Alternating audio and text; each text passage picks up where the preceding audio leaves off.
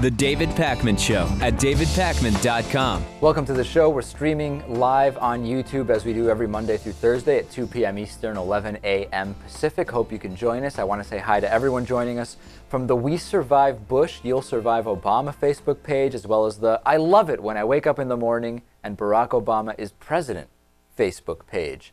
We have this Senate race happening here in Massachusetts between incumbent Senator Scott Brown and challenger Professor Elizabeth Warren. Now, the professor comment is going to become very, very important here in a couple of minutes.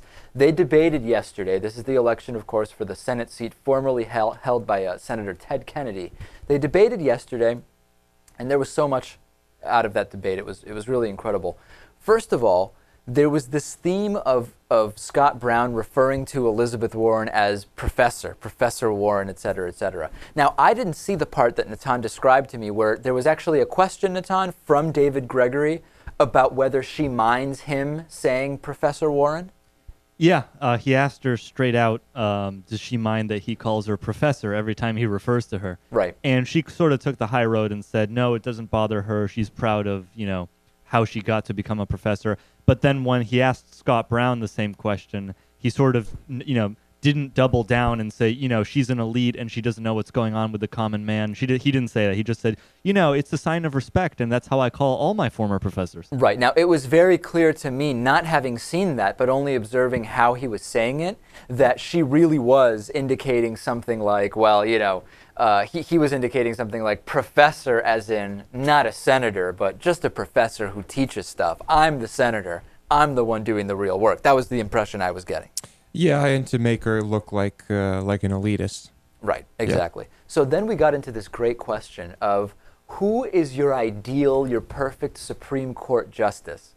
And this is great. So I'll walk you through what happens and then I'll play it. Scott Brown first has no idea what to say, almost like, wow, no one's ever really asked me that before. He sits there and thinks about it for really a little bit too long. And then he says Scalia.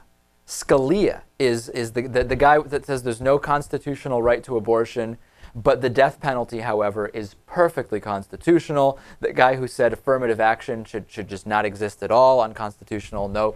That's the one. And then the crowd hates it. And then he just kind of starts scrambling and he lists other people. This is incredible. Take a look at this. Who's your model Supreme Court justice?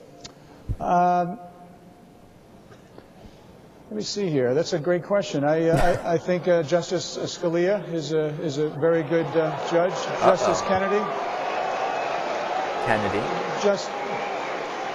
Justice Kennedy is obviously very good, and Justice Roberts.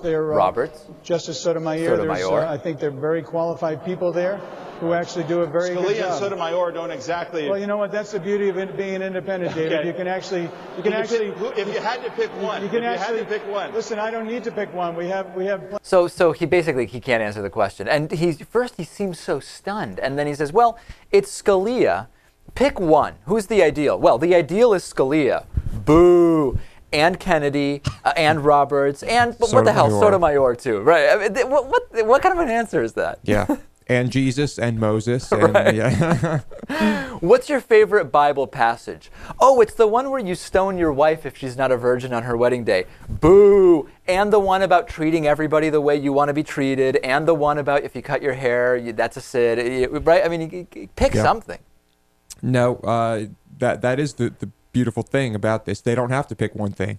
They can just say whatever they want. Absolutely. But the crowd, he wasn't fooling anyone. It was a total blunder. No one was fooled. Yeah. And then there's this other part that I really liked where Elizabeth Warren, now I have to say, I don't know that David Gregory did a great job of actually allowing debate. Now it's funny because at a couple points, I think both candidates said, hold on a second, this is a debate. I want to debate as opposed to just have a back and forth with David Gregory. But case in point, at one point, Elizabeth Warren tries to interject with some kind of statement about what was being discussed, and Scott Brown very condescendingly says, I'm not a student in your classroom, okay? Which again confirms the whole professor, elite, condescending nature of his professor comment. Take a look at this. This was another interesting moment. Unemployment insurance extensions 16 times for people who were out of work. Senator Brown has made clear where he stands. Go ahead, Senator. Thank you. first of all, she's obviously misstating the facts. These were rejection by both Democrats and Republicans, Professor. It wasn't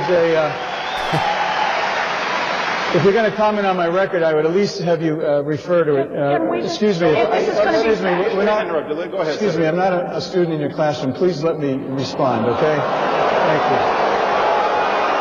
Kind of just a low blow. I mean, look at the smirk on his face. I mean, it was that was a zinger, which I think backfired. We talk about whether zingers work or don't. I think that one backfired. But you know what? At the end of the debate, I don't know if you remember, David Gregory asked each candidate to say something nice about the opponent. Yeah, I know, and I've done that in debates too, just to see if you can see what they'll say. Right? When I've moderated local debates. No. But what I was going to say something specific, which is that Scott Brown said that she's a great professor. Right. He said that he's spoken to the parents of students of hers that say that she's great. So he doesn't even believe that, she doesn't treat her students well or anything I know, like that's that. so funny.